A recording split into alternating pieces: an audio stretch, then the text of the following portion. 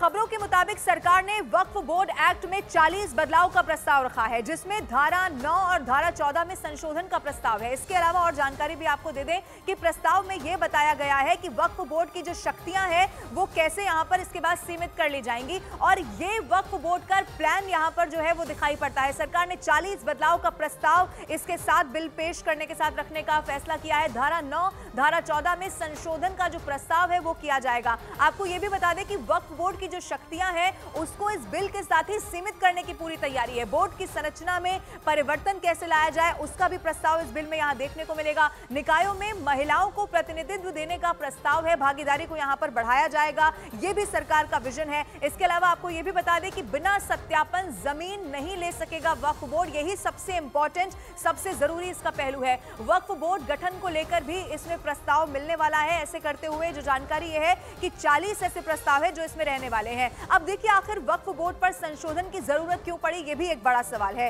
वक्फ board को लेकर आज से नहीं, अंग्रेजों के समय से ही विवाद रहे हैं। इसे इस्लाम के नाम पर लोगों की जमीनें हड़पने का अड्डा इससे पहले बताया जाने लगा। अब आप देखिए कि 1954 में नेहरू सरकार में वक्फ बोर्ड अधिनियम को पारित किया गया। ये 1954 की बात है। संपत्ति पर दावे और रख रखाव को लेकर इसी दौरान ये जो प्रावधान है वो इसमें बनता हुआ नजर आया था। अब आपको ये भी बता दें कि 1995 में नरसिम्हा राव की सरकार में इसे और ज्यादा बढ़ा दिया गया था, इसे बढ़ावा मिल गया था। यूपीए सरकार ने बेसिक एक्ट में संशोधन किए। ये यूपीए सरकार के दौरान न कुछ संशोधन बताए जाते हैं जो किए गए। इसके अलावा आपको यह भी बता दें कि संशोधन में वक्फ बोर्ड को और ज्यादा जो अधिकार है वो इसी दौरान मिले। किसी भी संपत्ति को अपना बनाने का अधिकार दिया गया और यही माना गया कि भ्रष्टाचार की बड़ी वजह हो सकती है। 2013 में इसमें एक बार फिर से संशोधन का समय आया और 2013 में संशोधन किए गए। वक्फ को असीमित शक्ति और पूर्ण स्वायत्ता 2013 के बाद यहां पर मिलती हुई नजर आई।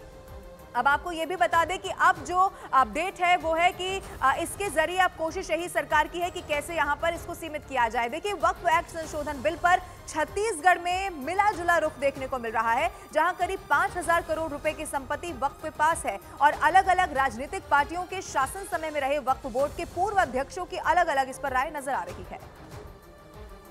ये जो लेकर आ रहे हैं इसका मुस्लिम समाज में बहुत ज़्यादा इफेक्ट मुझको तो नज़र नहीं आता। जैसे धारा 370 का आम मुसलमानों को कोई लेना देना नहीं था।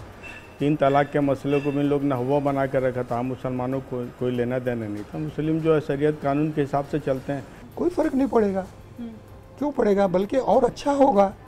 जो चीज़ें अभी मौजूदा हालत में नहीं कर पा रहे हैं वो इस संशोधन से आ जाने के बाद में आराम से होने लगेगा।